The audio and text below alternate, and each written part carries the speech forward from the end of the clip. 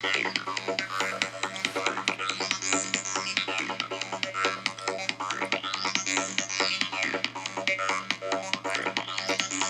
right, thank you very much. Hello, everybody. It's your good friend Pozzible here, pushing the wrong button, I might add, but that's okay.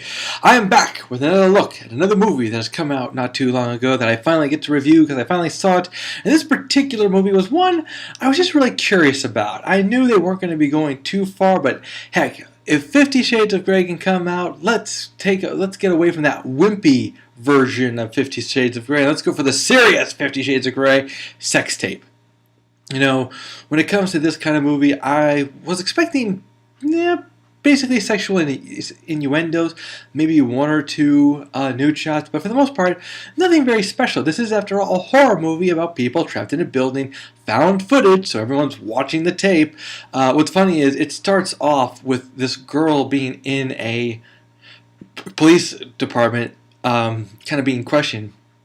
And it ends with the police guy saying, "We found the tape." Well, if you found the tape, why are you questioning her? All your answers are pretty much on the tape, as you'll soon see in this movie. The movie kind of struggles a little bit, I'm not going to lie. It's very disjointed. Like, there are times when it works, and there's times when it doesn't work. There's times when it's a jump scare, there's times when there's a little bit of sex, but for the most part, that part comes off as lame. Then there's a time when it really works.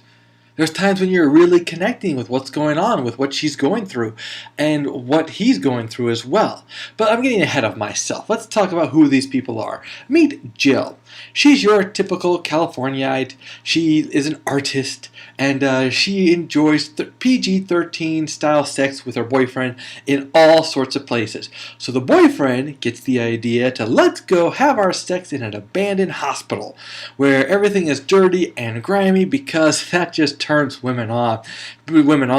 Boy, I guess I've been doing it wrong with the roses and flowers and candies and champagne. Should have taken them to dirty, abandoned buildings that are surprisingly clean, I have to say. They're a little bit messed up, but not a lot of dust for something that hasn't been inhabited for years. Not to mention the fact that the electricity still works in certain places, while in other places it doesn't. At least these ghosts pay their hospital bills. Because yes, apparently this place is haunted. What I find interesting is the moment he gets in here, Adam wants to leave.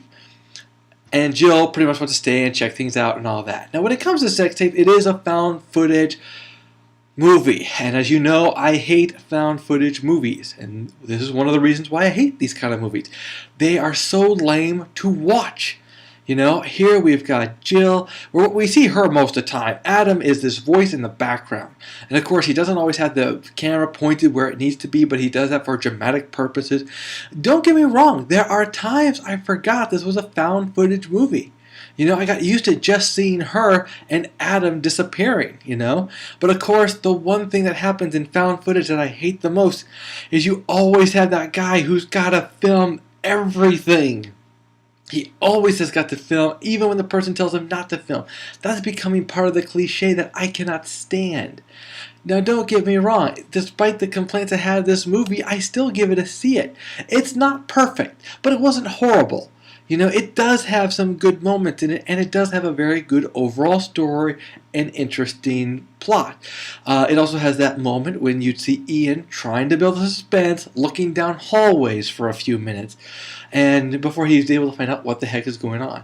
It does build up to an interesting mystery, but ultimately it really doesn't go anywhere. And I understand where they went, but it wasn't as satisfying as I wanted it to be. I still enjoyed it. I'm not going to lie. I mean, like I said, this is not a perfect movie by any stretch of the imagination. I still find it worthy. And I hope you do too. All right, everybody, that's it for me today. We'll see you at the theaters.